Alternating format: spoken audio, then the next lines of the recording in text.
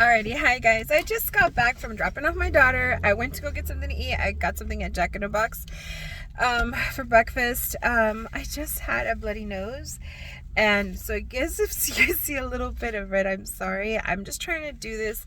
I've actually kind of like parked on the side to see that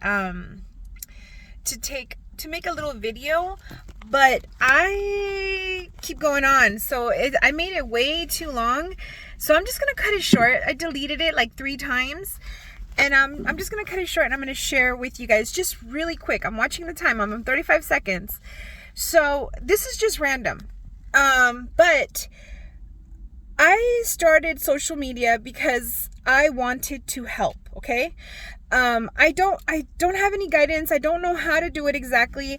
So I kind of like just threw myself out there, which is what I'm doing again.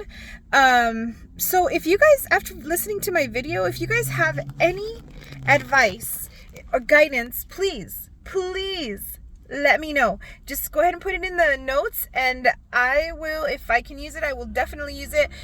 If I can do it, I will definitely do it. And of course, if it's helpful. So here we go. I'm going to tell you guys a little bit about my background, and I'm going to tell you guys what's going on with this. I always wanted to do social media because I wanted to help people. I grew up as a foster kid. I was emancipated at the age of 16. My mom had me, she was 16. She was here. She was running from home because somebody was taking advantage of her. And she came here at the age of 13. Yes, illegally, back in the 70s and 60s, back in the 60s.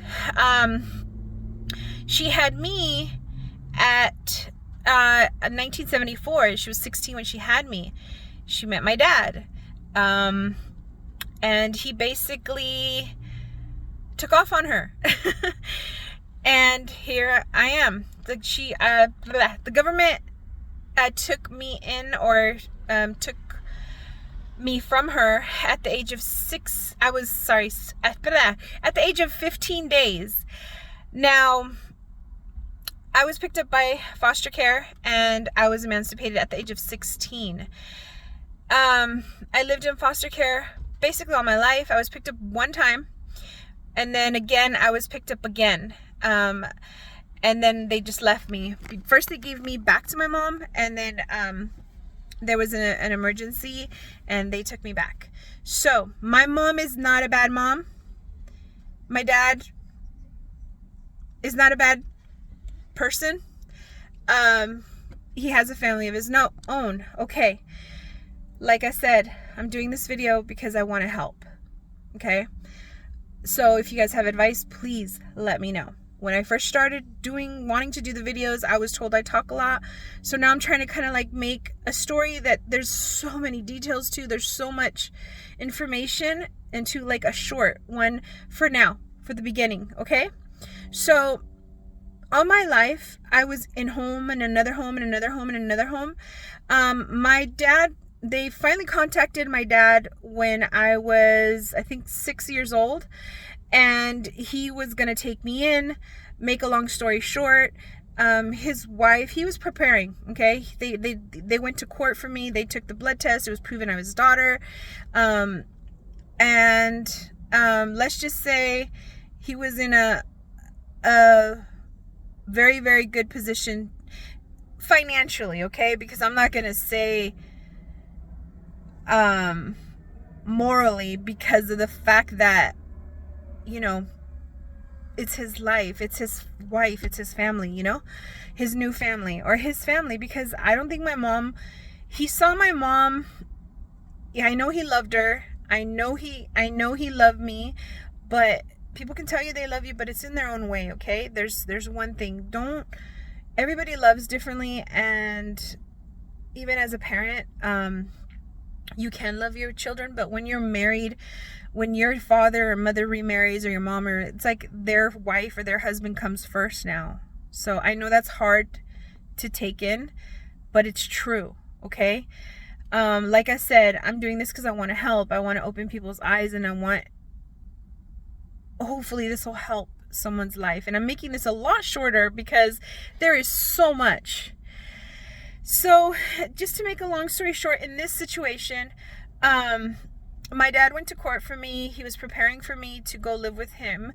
And then I guess at the end, when it was time for me to go live with him, his wife backed out and said that, basically threatened, if he did take me in, that he would lose his, his kids and half of whatever she married.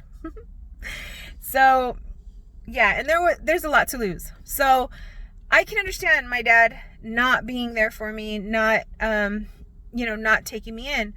But what I can't understand, and this is my point, people, parents, friends, family, grandma, grandpa, uncles, aunts, cousins, if you guys,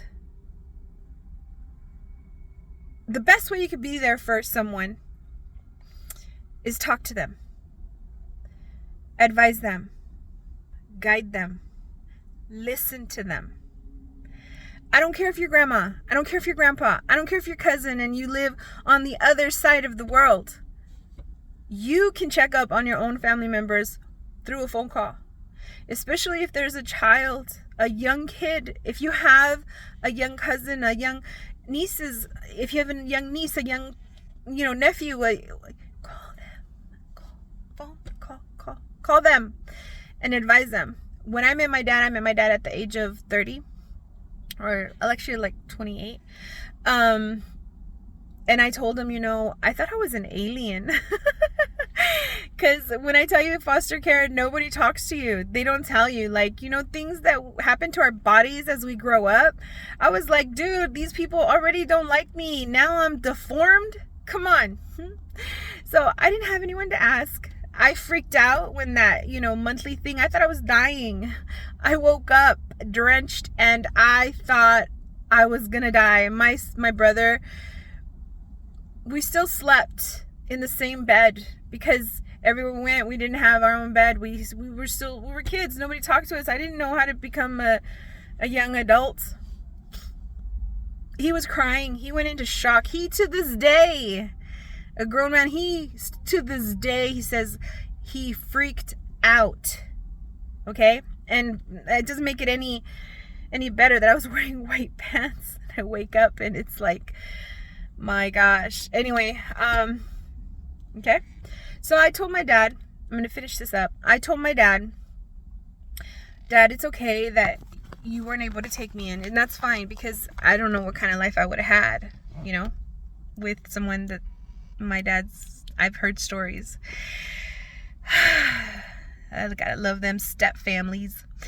Yeah. No.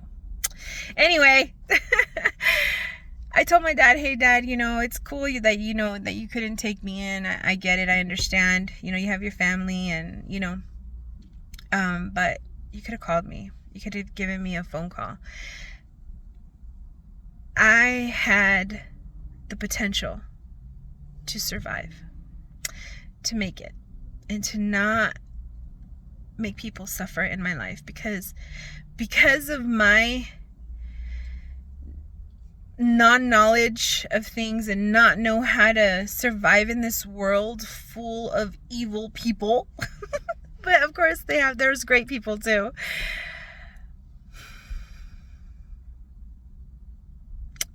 Things would have only happened to me and my kids wouldn't have been dragged through a lot of stuff. But we're still together, and when I tell you, God is the answer to everything. He protects us. So even if you can't talk to those that you love, pray for them. And I'm not trying to preach. So those people that do know and do have God in your lives, just pray for them. And those people who don't know but want to know, search for him. You will find him. When I tell you, I told my dad, hey dad, you could have called me once a week. You could have guided me. You could have given me some advice. I didn't know what I was doing. I didn't know what I did.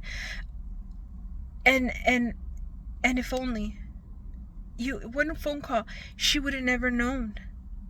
I would have never said a word, because I was getting everything for nothing. And why was I gonna ruin that? I was gonna have my own father call me and advise me. I would have never said anything, ever. Yeah. So I'm gonna cut this short, and I'm just gonna tell you guys, I'm going to start doing little videos like this, apart from my regular videos, giving you guys advice, telling you guys the challenges that I had in life, and maybe you guys could do something like that. You guys could get the idea, like, even in parents, you know, reach out to your family members, reach out to each other, even friends. I didn't grow up in just one home. Again, I was never adopted. There's just so much, you guys. There's so much that I want to share that I hope it will help. And one thing that I know is be positive. And believe that, yes, there is a supernatural power that's named Jesus, that's named God. And he is there, and he will reach you, and you just have to, you know, call him. I'm just going to share this part, and I'm sorry it's making it so long. I was 7 years old.